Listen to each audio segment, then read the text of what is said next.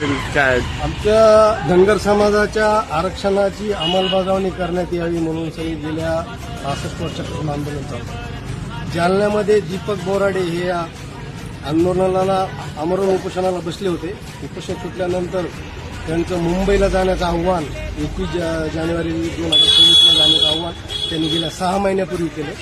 6 महिन्याच्या कालावधी त्यांनी पूर्ण महाराष्ट्र पिंजून काढा आणि सगळं समाज बांधवांना आव्हानित केलं की आपल्याला 17 तारखेला जालना येथून निघायचं आहे. शांततेच्या मार्गाने आंदोलन चालू असताना कुठलाही प्रशासनाला त्रास माझ्या समाजाने दिलेला नाही किंवा माझ्या समाजामुळे सामाजिक शांतता कुठे बिघडली नाही.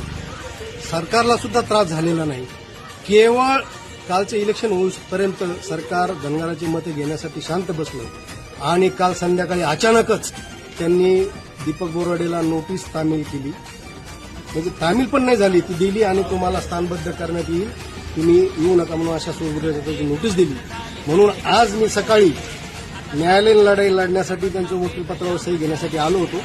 संबंधित अधिकाऱ्यांना माझं बोलणं झालं किंवा तुम्ही ठीक आहे तुम्हाला कुठे घेऊन जायचं तर आम्हाला कळवा की कुठल्या गुन्ह्याखाली नेत आहे, कुठला गुन्हा त्याच्यावर दाखल आहे.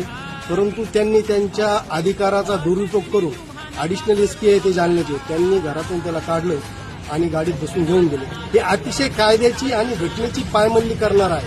आपण बघतोय की इथं जे आंदोलनं झाली